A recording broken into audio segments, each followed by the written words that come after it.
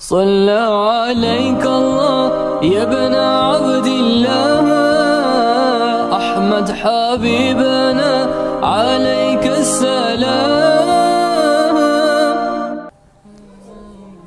اس لیے یہ کوئی معمولی وصف نہیں ہے کہ بندہ، ہمارے ہاں عام طور پر یہ بھی سمجھا جاتا ہے کہ جو بچہ ذرا شرم و حیا والا ہو، بولنے میں ذرا شرم کو محسوس کرے اور اپنی یعنی بد زبان نہ ہو، بد اخلاق نہ ہو، فحش گو نہ ہو، گالی گلوچ نہ کرے، کسی کی ایک کے بدلے میں دو نہ کہے، ہم کہتے ہیں یہ بڑا بولا والا شریف بندہ، یہ بھی کوئی انسان ہے. ہم بندہ اسے تیز ترار انسان کو سمجھتے ہیں جو دوسروں کو دھوکہ دینے والا، بد چلن، بد اخلاق، بد زبان، ایک کے مقابلے میں 10 سنانے والا، ہم سمجھتے کہ یہ اصل انسان تیز ترار انسان ہے. لیکن یہ اللہ کی نظروں میں الٹ ہے. حضور اکرم صلی اللہ علیہ وسلم ایک جگہ سے گزر رہے ہیں، آپ نے ایک بندے کو دیکھا، 2 بھائی ہیں،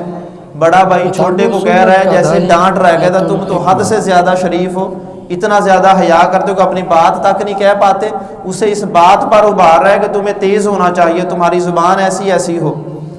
تو حضور اکرم صلی اللہ علیہ وسلم قریب سے گزرتے ہوئے فرماتے ہیں کہ بھائی اس کو اس کے حال پر رہنے دو، اگر اس کے اندر حیا کی وجہ سے بولنا کم ہے تو یہ بری چیز نہیں ہے. بلکہ حضور اکرم صلی اللہ علیہ وسلم نے فرمایا کہ حیا تو یہ ایمان ہے، اصل ایمان ہی حیا ہے. اگر بندے سے حیا ختم ہوگا اس کا ایمان بھی اڑ گیا، ایمان ختم ہو گیا. سنن ترمذی کی روایت ہے، حضور اکرم صلی اللہ علیہ وسلم نے مومن اور فاجر کی 2 نشانیاں بتائی ہیں. آپ نے فرمایا المؤمن، جو ایمان والا بندہ ہوتا ہے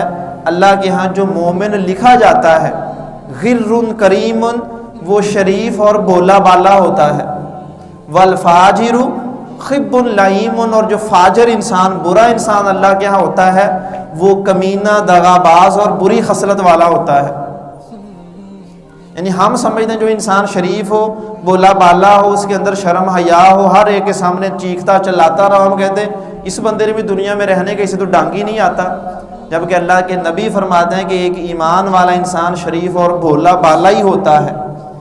اور وہ حیا کی وجہ سے بعض دفعہ اپنا صحیح حق بھی نہیں لے پاتا، لیکن فرمایا کہ اللہ کے ہاں یہی انسان پسندیدہ انسان ہے. ایک موقع پر حضور اکرم صلی اللہ علیہ وسلم گھر میں بیٹھے ہیں، حضرت عائشہ رضی اللہ تعالیٰ عنہ وہ بھی آپ کے کمرے میں آپ کے پیچھے بیٹھی ہوئی ہیں. تو آپ ان کی چادر لے کر، حضرت عائشہ ہی کی چادر اوڑھے ہوئے آپ بستر پر دراز ہیں، اور دوسری ایک روایت میں ہے کہ آپ کی پنڈلی سے بھی نا کپڑا تھوڑا ہٹا ہوا ہے. تو اسی حالت میں حضرت ابو بکر رضی اللہ تعالیٰ عنہ اپنی بات کرتے ہیں، چلے جاتے ہیں. حضور اکرم ویسے ہی ہیں. حضرت عمر رضی اللہ تعالیٰ عنہ آتے ہیں، اپنی بات کرتے ہیں، جو بھی ضرورت ہے کر کے چلے جاتے ہیں. حضور صلی اللہ علیہ وسلم ویسے ہی ہیں. پھر آپ کو اطلاع ملتی ہے کہ حضرت عثمان رضی اللہ تعالیٰ عنہ آئے ہیں. تو حضور اکرم صلی اللہ علیہ وسلم جیسے نا جلدی سے اٹھ کر ٹھیک ہو کر بیٹھ جاتے ہیں، اپنا کپڑا جو پنڈلی سے ہٹا اس کو درست کر لیتے ہیں، اور حضرت عائشہ سے کہتے ہیں کہ تم بھی ذرا پیچھے ہو کر بیٹھ جاؤ. تو وہ بھی اپنی بات کرتے ہیں، چلے جاتے ہیں. حضرت عائشہ رضی اللہ تعالیٰ عنہ کو تعجب ہوتا ہے، تعجب سے پوچھتی ہے کہ یا رسول اللہ، حضرت ابو بکر و عمر آئے تو آپ جس حالت میں بیٹھے تھے ویسے ہی بیٹھے رہے. پھر حضرت عثمان آئے تو آپ مطلب اپنی پہلی حالت بدل لی، اٹھ کر بیٹھ گئے، مجھے پیچھے کر دیا. تو وجہ کیا تھی؟ تو اس کی کوئی وجہ بتائیں کہ آپ نے دونوں کے ساتھ ایک الگ سلوک کیوں کیا، الگ طریقہ کیوں اپنایا؟ تو حضور اکرم صلی اللہ علیہ وسلم فرماتے ہیں کہ اصل میں حضرت عثمان رضی اللہ تعالیٰ عنہ میں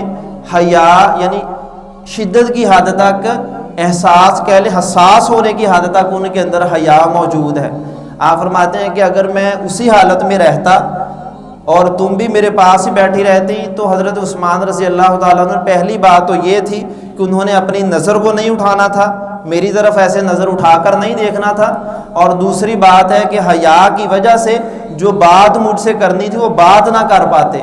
تو کہتے ہیں ان کے حیا کی وجہ سے میں نے تمہیں بھی اپنے سے پیچھے کر دیا، خود بھی درست ہو کر بیٹھا، اور ساتھ یہ بھی فرمایا کہ حضرت عثمان رضی اللہ تعالیٰ عنہ وہ ہیں کہ مطلب اللہ کے فرشتے بھی ان سے حیا کرتے ہیں.